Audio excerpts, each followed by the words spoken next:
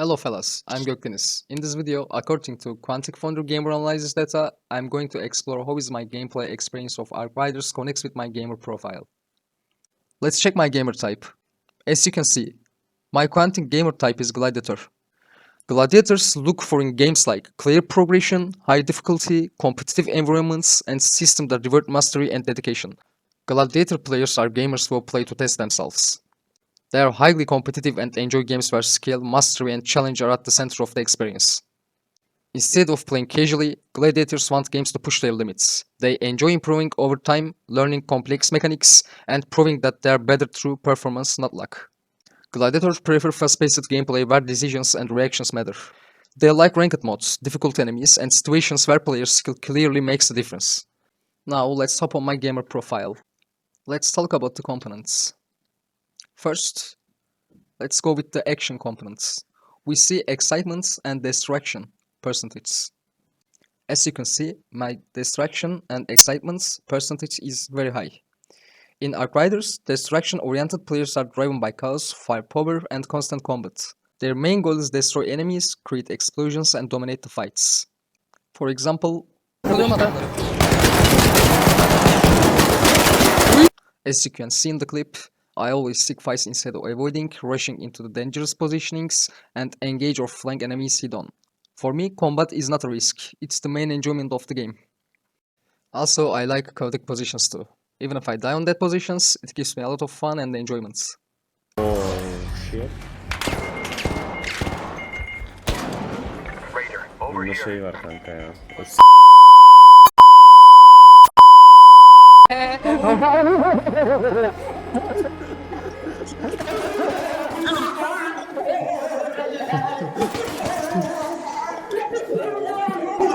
Thank you bro, thank you.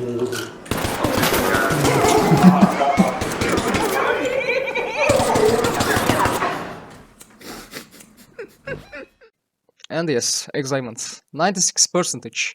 I love dangerous situations. I love surviving in dangerous situations even more. Thanks to this game, it happens a lot. And yes, a lot of dopamine loading into me. Metroya koyduk abi, metroya koyduk. Metroya O kadar atladım canım yok Selim. Deniyorum. Dojladım.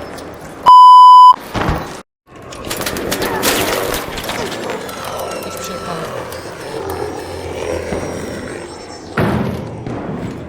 Dur. Ahmet gittin mi sen?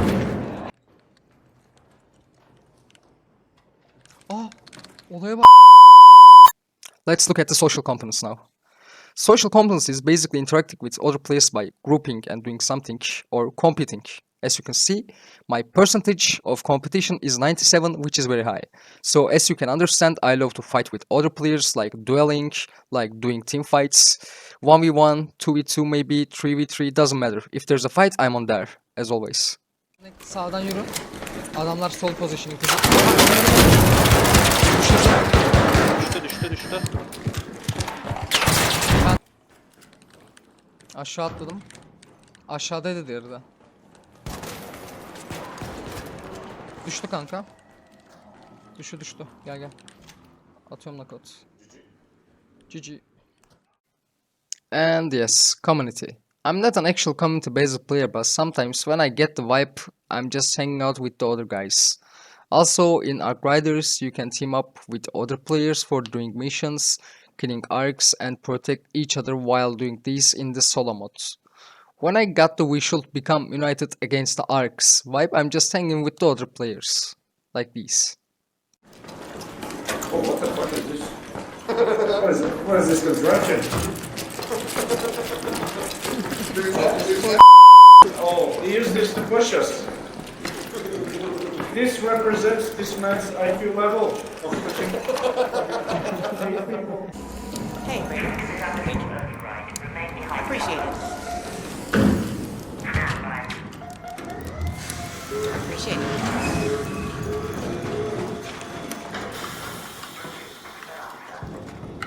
Is that what we want to hit? Now let me check. 1, 2, 3, 4.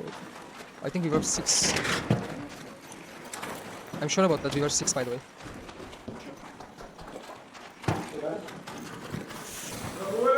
Bro, come. I got lost. Yeah, we were waiting for you. Jesus. Right here. Right here, playboy. Let's look at another component, which is mastery components. As you can see, my challenge and strategy percentage is very high. Challenge is highest percentage subcomponent in my profile.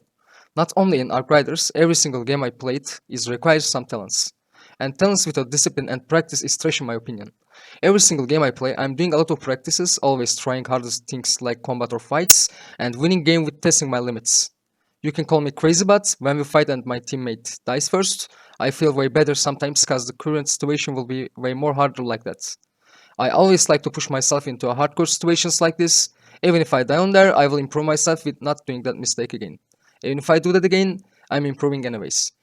Even if I do that again, I'm enjoying anyways. This is how I enjoy, so I don't care. Çok az low biraz. İki kişi var abi arkanda bak. Arkanda. Hadi abi. Helal lan abi. Gel Buradan bana gel kaçmaya gel. çalışıyorum. Geri kaçıyorum. Gel bana doğru. Adam aşağı atladı. Koşu.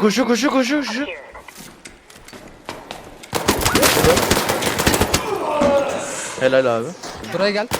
Bas abi. Bomba atıyor. Bas abi bana da. Rushlıyor. Rushladı geldi.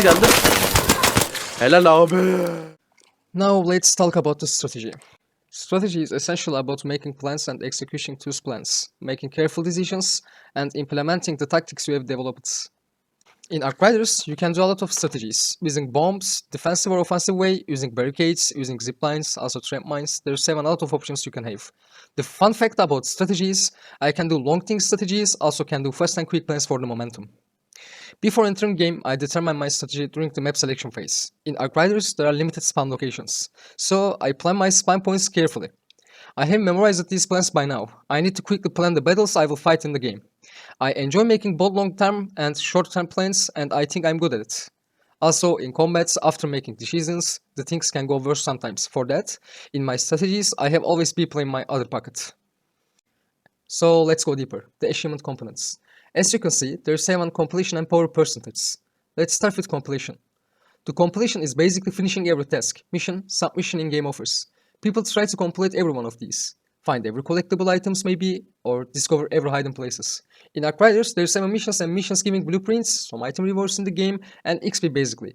For finishing the missions, you need to discover the world and find the objects, or destroy the arcs or raiders. It depends on the mission. It's not necessary to do all the missions. Everyone can find the blueprints or the items mission gives when looting to other places. But missions let you discover the world, understand the lore, also train you against the game's world. It's really lovely thing to finish game with all the contents. I could do the missions, even missions was unrewarded like GTA San Andreas respect meme. I just love to do every task which is made for me. This is the importance. For completion in Arc we can say finding every blueprint and do all the missions. So the other subcomponent is power. Power subcomponent means is basically becoming as powerful as possible in the context of the game. Arc is basically looting game, so getting loot is crucial. There's a lot of type of the loots. Weapons, weapon mods, ammo, armor and consumables. Crafting materials and maybe more. Killing raiders or looting areas is crucial because of that. With that type of items, you can craft new items or upgrade your guns level. For doing that, you need to use crafting system in the game. Also, for crafting new and better weapons, you need to upgrade your crafting benches. For crafting, you can use your crafting materials, you can use your weapons, armor, or other consumable things. The game features a level system and a skill tree system. As you level up, you gain skill points and you can use these points on skill tree to strengthen your character in the game. The maximum level is 75, so you can get 75 points only. Players can strengthen their characters according to their game styles. I'm combat player, so I just leveled up my survival and movement abilities and strengthened my character by my game style. Let's go with creativity components now. As you can see, my discovery score is quite low if you compare to the other subcomponents. But anyways, it's not that much low. I didn't even explore the map once, I expect exploring for learning fight spots. Based on my discovery score, I use discovery in Arc mainly as a strategic tool, not just for curiosity. I'm interested in learning the map to gain an advantage in combat and decision making. I focus on understanding map layouts, high risk and high value areas, common enemy paths and encounter zones. By exploring these elements, I can plan better routes, avoid unnecessary risks and choose the right moments to engage in fights. For me, discovery is about preparation. Learning the environment helps me predict situations, control encounters, and improve my performance during raids. Instead of exploring for fun alone, I explore to build stronger strategies for future runs. Now it's turn to design. Based on my high design score, I express my creativity in Arc Riders mainly through how I design my loadouts and equipment choices. I care a lot about how I play, not only if I survive. I enjoy experimenting with different weapons, mods, armor, and tools to create a setup that feels personal and intentional. Instead of always choosing the most efficient or safest option, I prefer builds that match my playstyle, such as mobility-focused loadouts. I spend time adjusting my gear before raids, thinking about how each item supports my approach to combat and exploration. For me, designing my setup is part of the fun. It allows me to express my individuality inside the game world. Arc Riders supports my design creativity by giving me the freedom to customize, experiment, and refine my playstyle over time. Kanka shotgun mag yapabiliyor musun? Shotgun mag. Mermi attı ben. Bana yapabilir misin bir tane? Yeşil olsa okey olur. And lastly, we go with the immersion components, and it's really boring part for me, to be honest. As a competitive gamer, game characters or storylines have never really drawn me in, with a few exceptions, of course.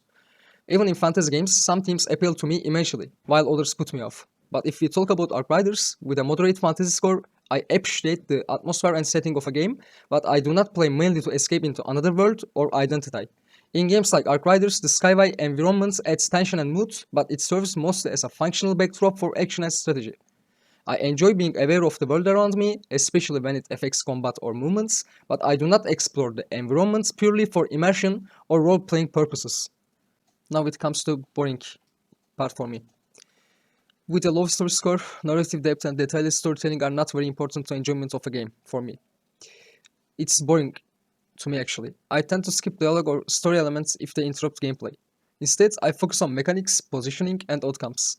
I am comfortable playing games where the story stays minimal, with a few exceptions of course, as long as the gameplay system are strong and engaging. And finally, these are the games Quantic Foundry recommended to me based on my game profile. I checked the ones I liked with a positive thing and the ones I didn't like with a negative thing. You can check in the video. Thank you for listening and take care of yourself. Goodbye. Yok ki. Ölüyorum. Ben ölüyorum. Hako.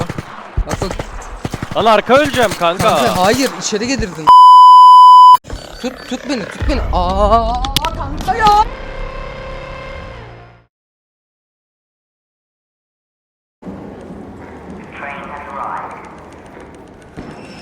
Çok güzel info. Aç kapıyı gardiyan aç.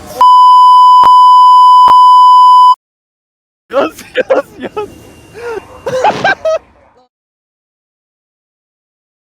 It's like I love when people sit there and say, it's just a game, dude! It's just a game! It's just a game, dude! It's just a game! Why are you losing your mind, bro? It's just a game! Yeah, it's just a fucking game! It's just a game! I spent 10 minutes in queue, 30 minutes in game! This game is my life! My rank is my life!